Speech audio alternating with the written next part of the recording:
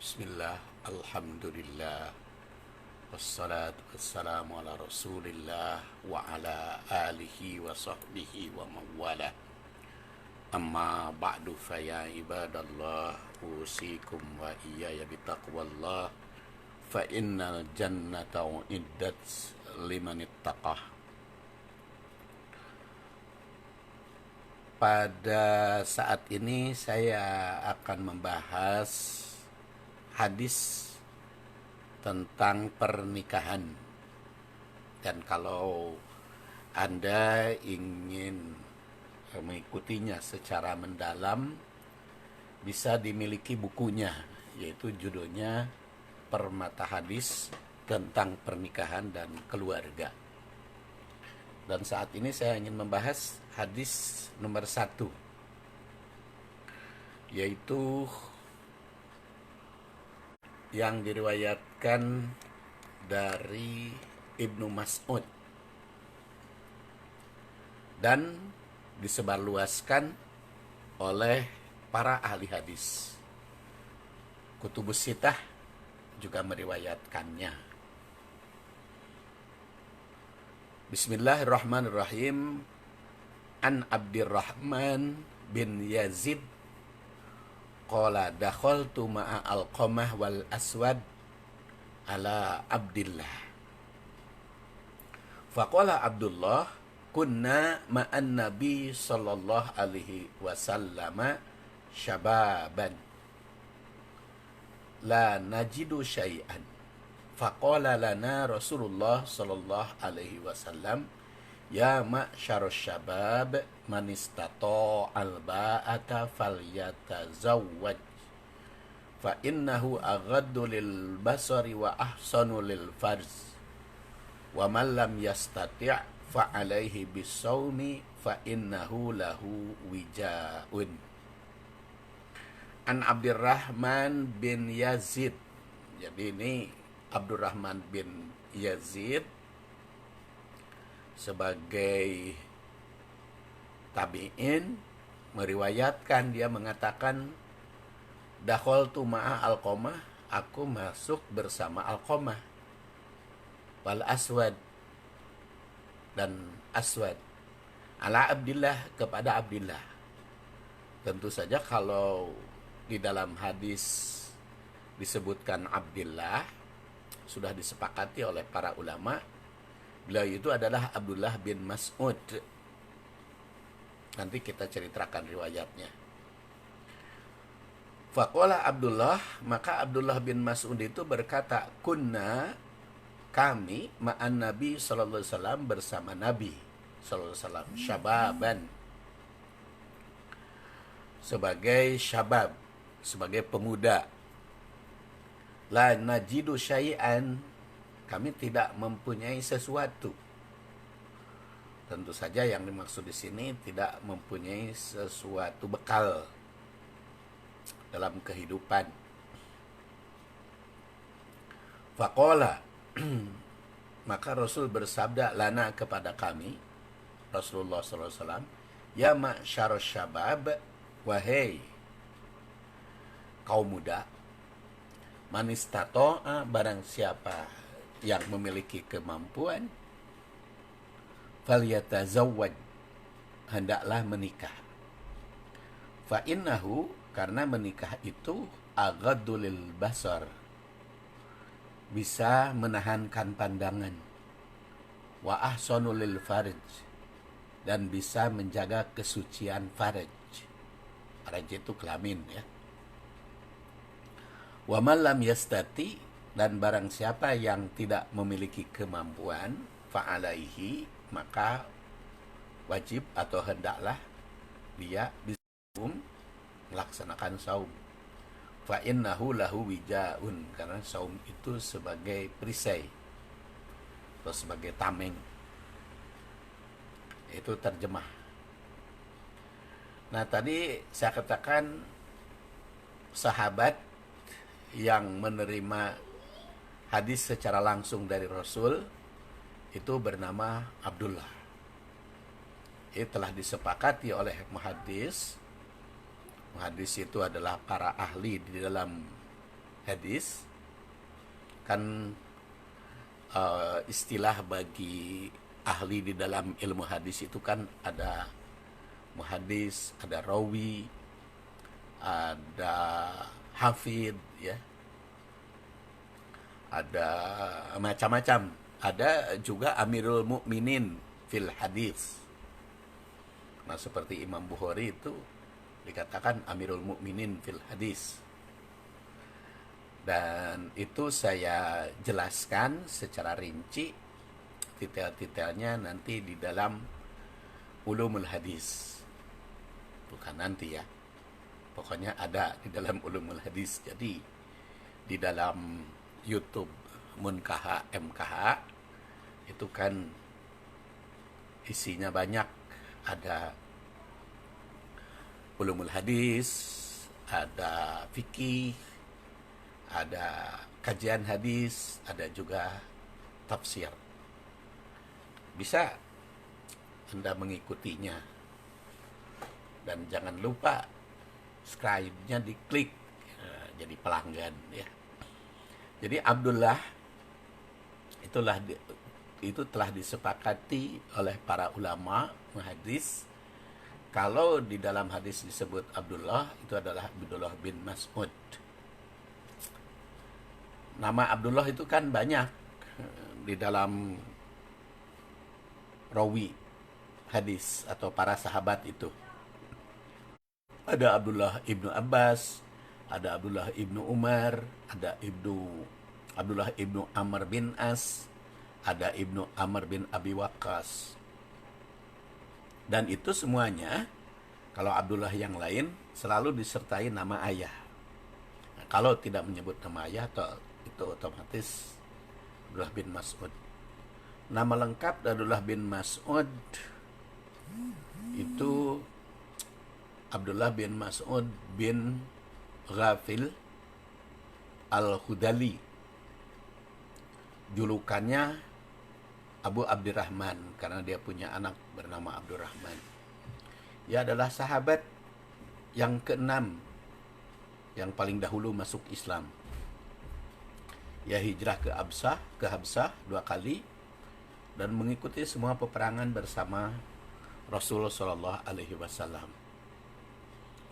Jadi termasuk sahabat pertama, dan beliaulah sahabat yang mengumandangkan Al-Quran.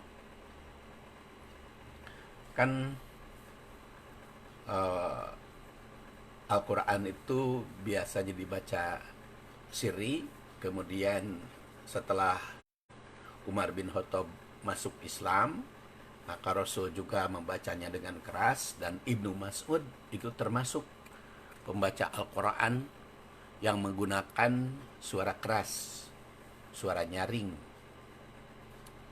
Makanya dijuluki sahabat pertama yang mengumandangkan Al-Quran dengan suara keras. Dan beliau itu asal mulanya kan pengembala kambing. Pengembala kambing di Uqbah bin Abi Mu'aid. Kemudian setelah menyatakan diri sebagai Muslim dan menawarkan kepada Rasulullah SAW agar dijadikan khadim beliau. Ya, kalau mengembala kambing pada saat itu bukan hal yang hina. Mengembala kambing itu adalah pekerjaan yang mulia karena dia bisa mengurus ternak. Jadi itu gambaran orang yang rajin, orang yang leken, orang yang tekun. Karena bisa mengembala kambing, yang menggala kambingnya itu kan bukan 1-2, itu bisa satusan, bisa ratusan, bisa ribuan. Jadi jangan dianggap kalau zaman itu pada saat itu gembala kambing sebagai pekerjaan yang hina, tapi itu pekerjaan yang mulia. Beliau juga sering dimintai membaca Al-Quran oleh Rasul. pada suatu saat Rasulullah SAW bersabda, "Iqra alayya ya Abdullah." Bacakan untukku Al-Quran, wahai Abdullah. Maka beliau katakan, "Aqra wa alaika unzil ya Rasulullah." Apa aku membacakan kepadamu? Padahal Al-Quran itu diturunkan kepadamu ya Rasulullah. Maka Rasul bersabda, "Inni uhibbu an asma'ahu min ghairi." Aku juga sangat senang mendengarkan Al-Quran dibaca. Jadi kita juga seharusnya selain senang membaca Al-Quran, tapi juga harus senang mendengarkan. Jadi kadang-kadang membacanya secara lancar, yang dikenal dengan Al-Halul Murtahil. Baca Quran yang terbaik itu adalah ngahanca dari surat Al-Fatihah, Al-Baqarah, Al-Imran, An-Nisa, Al-Maidah, Al-An'am, dan seterusnya sampai tamat surat An-Nas. Setelah itu ulangi lagi bacaannya. Tapi di samping kita sering membaca, juga kita harus rajin mendengar. Dan sekarang ini kan gampang kalau ingin membaca mendengar Al-Quran ngahanca, karena Saudi Arabia kan telah mengumandangkan ke seluruh dunia lewat siaran Al-Haram Al-Makki, ya, siaran langsung dari Masjidil Haram, itu pembacaan Al-Quran.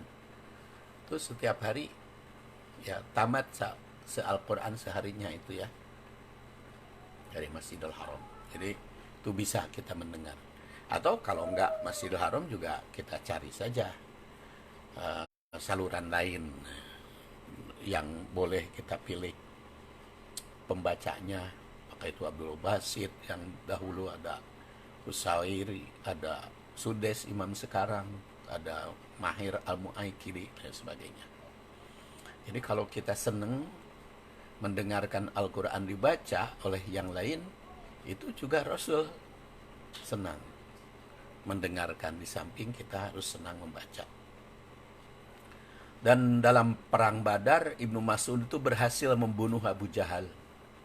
Abu Jahal itu adalah orang yang ganas, bin Hisham itu kan.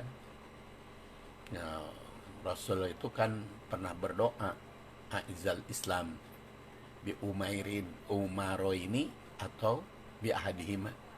Kuatkan Islam dengan dua Umar, ada Umar bin Hisham, ada Umar bin Khattab, atau dengan salah satunya. Umar bin Khattab masuk Islam. Umar bin Hisham, Abu Jahal itu orang yang keras. Maka ketika Umar bin Khattab sudah masuk Islam, dia terus terang mengajak umat untuk membaca Al-Quran, untuk mengumandangkan Al-Islam secara keras. Dan Abdullah bin Mas'ud yang melaksanakan. Rasulullah SAW sehingga bersabda, saking senangnya membaca Al-Quran, mendengarkan Al-Quran, ambil Al-Quran itu dari 4 orang, yaitu Abdullah bin Mas'ud, kemudian Salim, yaitu Abu Hudzaifah, dan Mu'ad bin Jabal, serta Ubay bin Ka'ab. Ubay bin Ka'ab itu yang diangkat oleh Umar bin Khattab sebagai imam di Masjid Nabawi untuk tarawih, ya. Nah, jadi Abdullah bin Hisham itu, Abdullah bin Mas'ud ini termasuk sahabat yang as-sabiqun al-awwalun, karena grup pertama kali masuk grup pertama yang masuk Islam. Dan jumlah hadis yang diriwayatkan beliau itu 846 yang diterima dari beliau dan diriwayatkan oleh para ahli hadis lain. Beliau datang ke Madinah Dan juga beliau sempat sakit di Madinahnya, wafatnya tahun 32 Hijriah, dan dimakamkan di Baqi. Utsman bin Affan itu ikut mensalatkan. Ya, itulah sekilas tentang Ibnu Mas'ud. Nanti kekurangannya dibahas ketika kita menemukan hadis lain yang diriwayatkan oleh beliau. Nah, dia mengatakan kunna ma'an Nabi sallallahu alaihi wasallam. Kami bersama Nabi sallallahu alaihi wasallam. Syababan, sebagai pemuda. La najidu syai'in, tidak punya sesuatu. Jadi kalau di sana dikatakan kunna ma'an Nabi sallallahu alaihi wasallam, kalimat ini merupakan ungkapan Ibnu Mas'ud yang menyatakan bahwa dia bersama Rasul ketika jadi syabab. Seperti dikemukakan di atas, Ibnu Mas'ud itu masuk Islam ketika masih muda bersama Abu Bakar. Kan usianya di bawah Abu Bakar, bawah Umar, sudah pasti di bawah Rasul, karena Rasul juga lebih tua dari Abu Bakar dan Umar, ya. Beliau bukan orang kaya, makanya disebut di sini lana jidu syai'an, karena bekerja sebagai pengembala kambing. Ya, bukan pemilik kambing, tapi pengembala. Tapi itu menggambarkan orang yang telaten, orang yang bagus, orang yang bisa membina, mendidik, memelihara. Maka beliau katakan keadaan saat itu, keadaan ketika Rasulullah SAW mau bersabda, waktu Rasulullah SAW bersabda, la najidu syai'an. Nah, apa yang dikatakannya? Ya ma'syarus syabab, wahai ma'syar. Ma'syar itu kumpulan, komunitas, kelompok atau kaum. Ma'syar itu wahai kelompok, wahai komunitas, wahai kaum. Syabab, muda, para pemuda. Yang disebut di sini syabab itu menurut pendapat beberapa ulama, manusia yang berumur antara 16 sampai 30. Syabab itu 16 sampai 30. Jadi bukan pemuda saat ini, ya. Kalau sekarang kan pemuda sekarang dari 30 sampai 60, ya. Ya, kalau di atas 60 baru orang tua atau lansia. Tapi itulah pengertiannya di kalangan ulama berbeda-beda. Tapi syabab di dalam bahasa Arab oleh para ulama dipahami antara usia 16 sampai 30 tahun. Saya kira cocok juga ini kalau ditinjau dari sudut pernikahan, karena kan laki-laki menikah paling rendah usianya kan 16 tahun, ya. 17 sampai 16 sampai 17. Asy-Syafi'i itu berpendapat bahwa syabab adalah orang yang sudah baligh sampai sempurna usia 30 tahun. Itu kata Imam Asy-Syafi'i. Imam Asy-Syafi'i itu lahir tahun 150 Hijriah. Al-Qurtubi dalam Al-Faham mengatakan bahwa syabab adalah orang yang berumur 16 sampai 30 tahun, dan untuk yang berumur 30 tahun ke atas itu dinamakan Al-Kahal. Jadi kalau 30 ke atas namanya Al-Kahal. Kalau pemuda mah di bawah 30.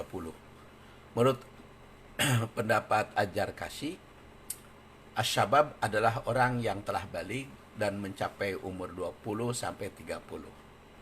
Dalam kitab Jawahir, Ibnu Syas Al-Maliki mengatakan bahwa batas pemuda adalah sampai umur 40. Sedangkan menurut An-Nawawi, sabab itu bukan hanya orang balik sampai pada umur 30 tahun saja, tapi juga hingga mencapai 40 tahun. Dan di atas 40 tahun itu dinamakan syekh. Jadi kira-kira itu pengertian yang oleh Rasulullah SAW, ya ma'syaros syabab. Man istata'a minkumul ba'ah. Man, siapa istata'a mampu al-ba'ata ba'ah. Sebut di sini dengan kata man. Ini menunjukkan manusia. Jadi memang ada kesamaan dengan bahasa Inggris ya. Kalau tulisannya, kalau orang Inggris kan nyebutnya man. Bahasa Arab man. Tapi kadang-kadang bahasa Arab juga di lisan tertentu kan nyebutnya man juga. Manusia yang sudah berusia remaja, pemuda, mencapai tingkat kedewasaan dan memiliki hasrat naluri untuk melakukan, maka hendaklah itu termasuk istato'a. Karena perkataan istato'a tinjau dari sudut kebahasaan dalam bentuk lampau, berarti sudah memiliki kemampuan. Ya, istato'a itu kan sama dengan ibadah haji juga kan. Itu walillahi 'alan nas hijjul bait man istata'a ilaihi sabila.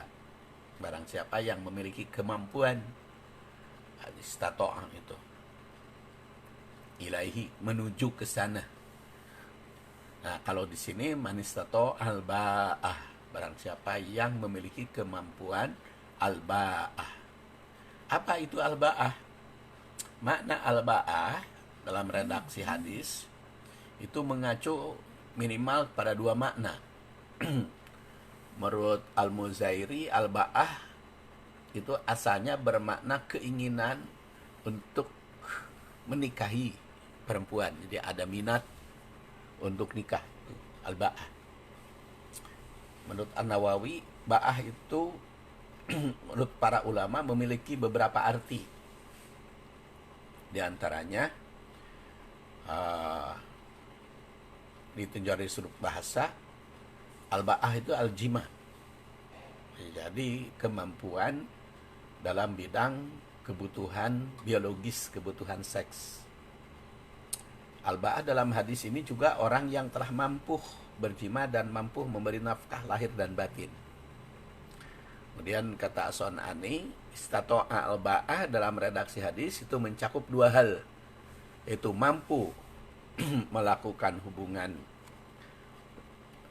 seks, hubungan biologis, kemudian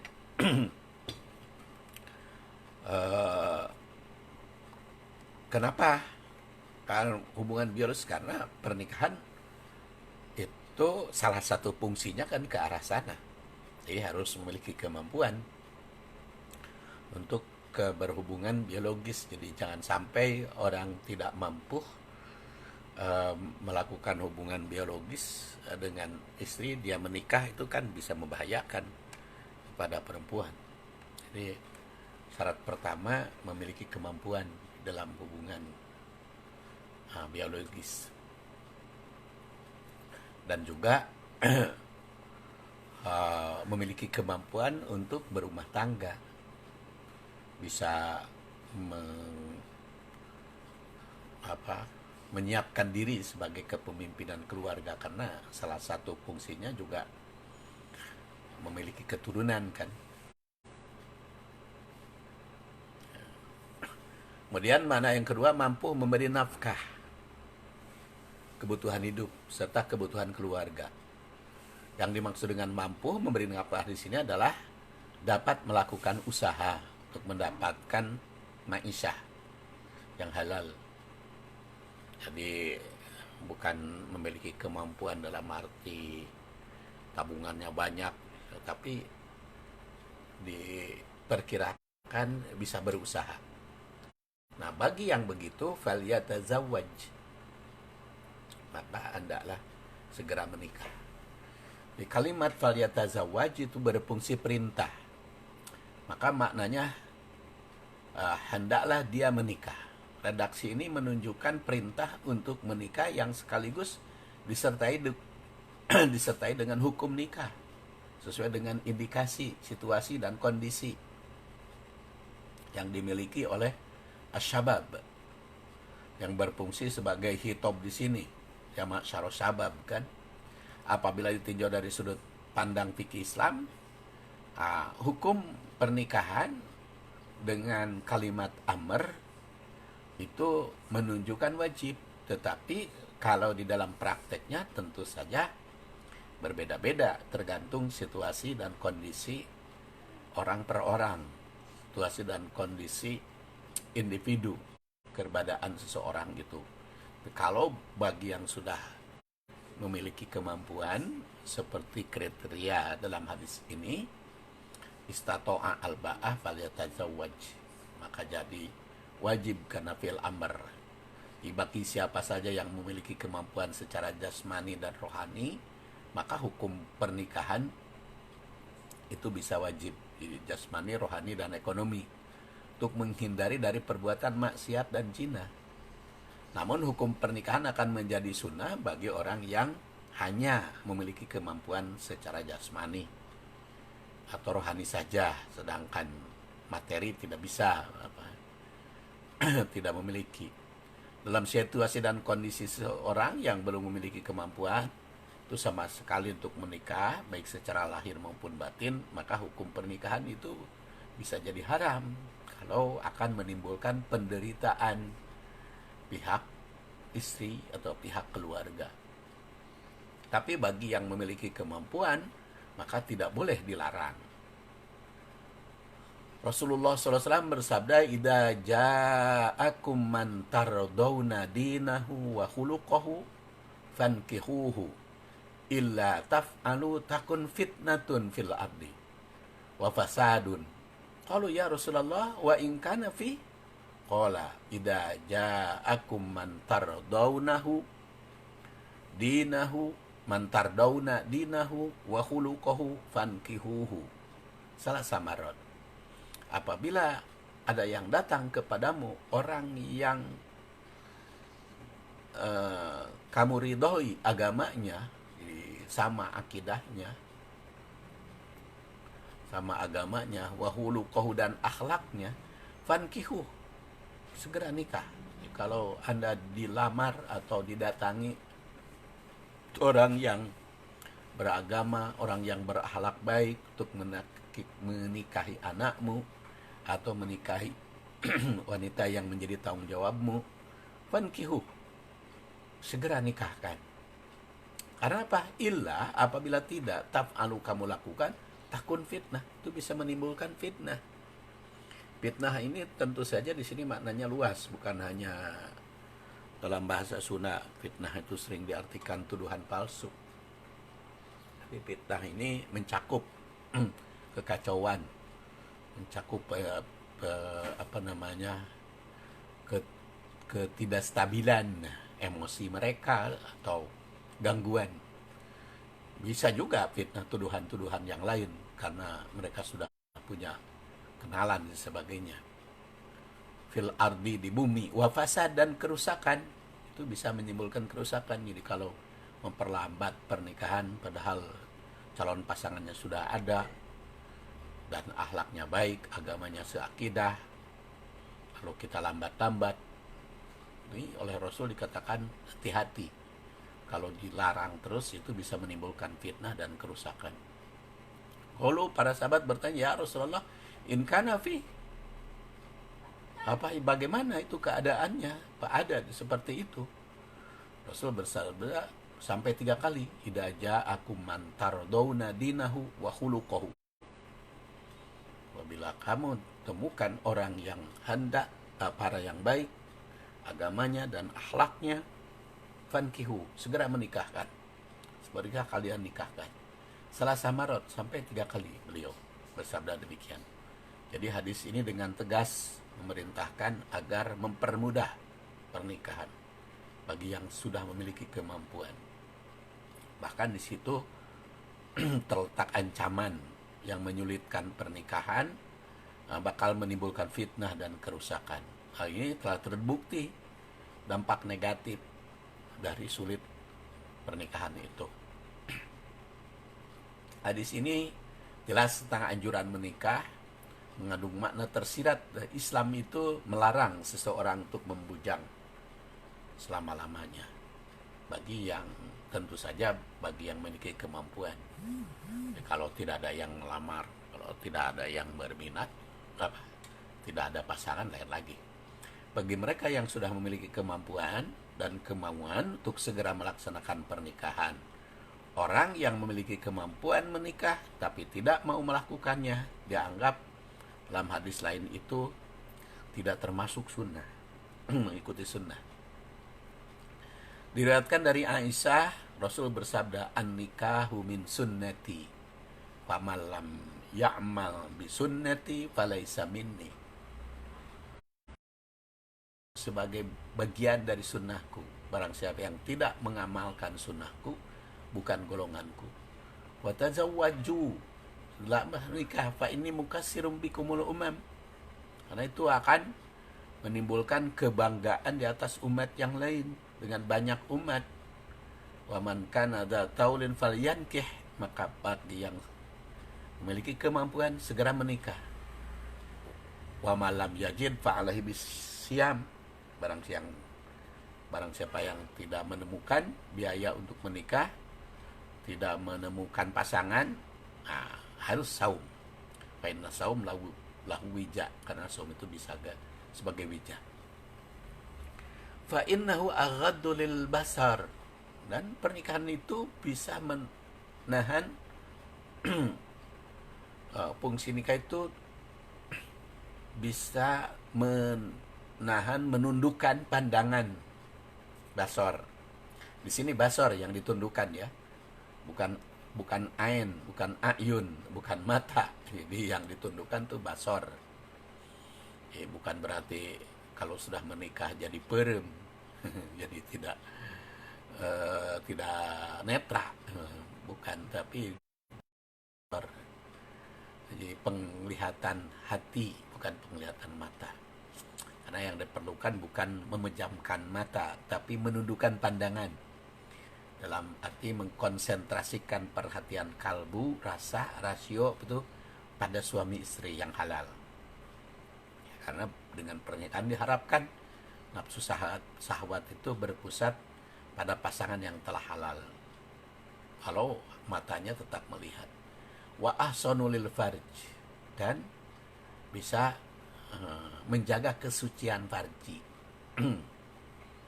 Fungsi nikah tentu nanti di dalam beberapa ibroh dan di dalam beberapa implikasinya akan saya uraikan lebih mendalam tentang fungsi pernikahan, tujuan pernikahan. Manusia memang diciptakan memiliki pesona syahwat. Menikah merupakan satu-satunya solusi untuk memenuhi kebutuhan syahwat terhadap lawan jenis. Tanpa nikah, tidak mungkin seseorang bisa memenuhi kebutuhan biologis.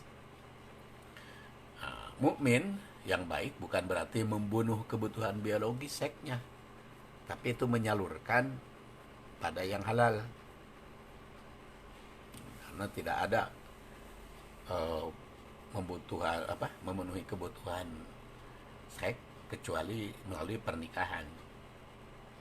Dalam Al-Quran dikatakan walladzina hum li furujihim hafidun illa ala ajwajihim aw ma malakat aymanuhum fa innahum ghairu malumin. Surat Al-An'am ayat 5, Al-An'am, Al-Mu'min ayat 5 dan 6 ini jelas bahwa kehidupan seksual mukmin itu hanya satu, yaitu hubungan suami istri. Jadi kalau dia butuh tentang hal itu, segera menikah.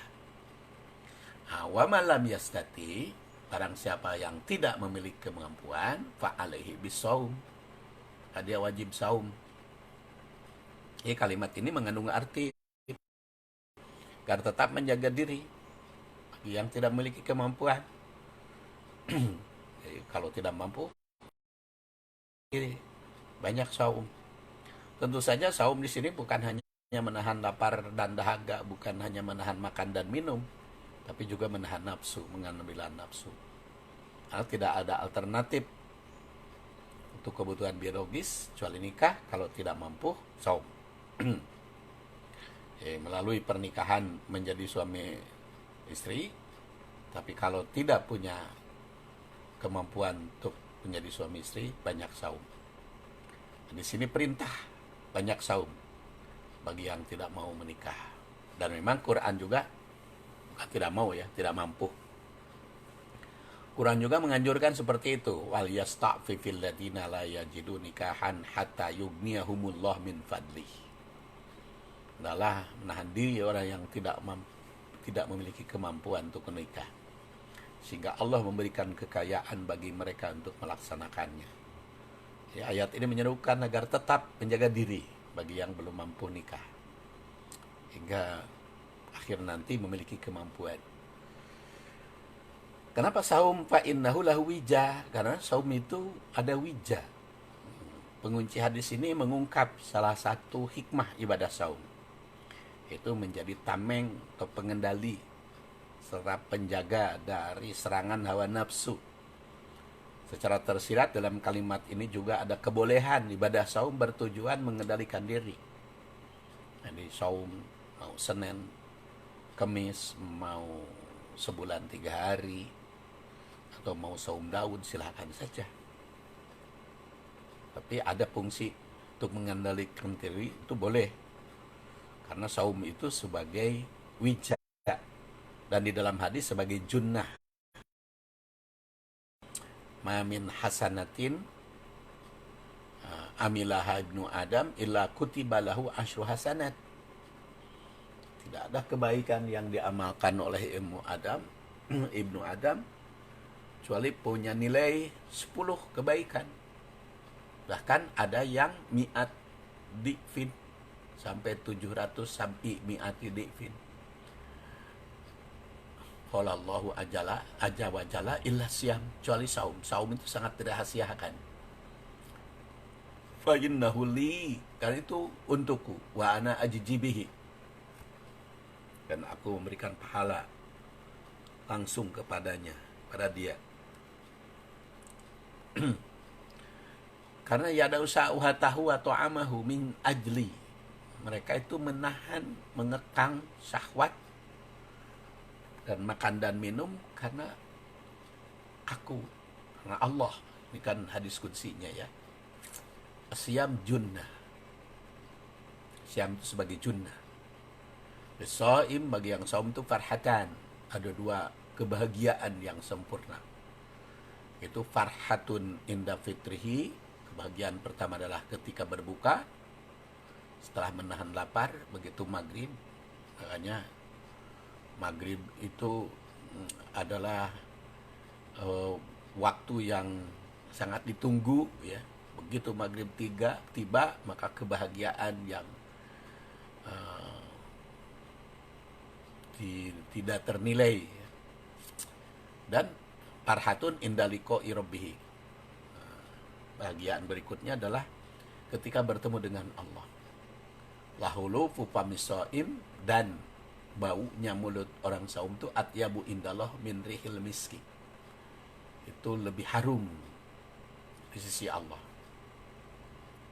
ya, karena dia menahan makan dan minum, menahan nafsu, sehingga mulutnya atau hembusannya harum.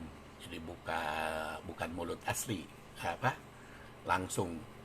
Kalau itu mah tentu saja tergantung apa yang ia makan dan tergantung penyakit apa yang dia derita, dan juga yang mau mulut. Tapi yang maksud di sini adalah harum di sisi Allah. Dalam hadis riwayat An-Nasa'i ini ditandaskan bahwa amal yang lain pahalanya ada 10 kali lipat, ada yang sampai 700, kecuali saum. Allah Ta'ala menandaskan bahwa saum itu sangat rahasia, bisa melebihi dari 700. Saum bisa mengendalikan nafsu, dan saum mengendalikan nafsu birahi, nafsu biologis, nafsu makan dan minum. Makanya bahagianya itu 2 kali. Bahagia di dunia dan bahagia di akhirat. Ketika berbuka dan ketika bertemu dengan Rasul sallallahu alaihi wasallam.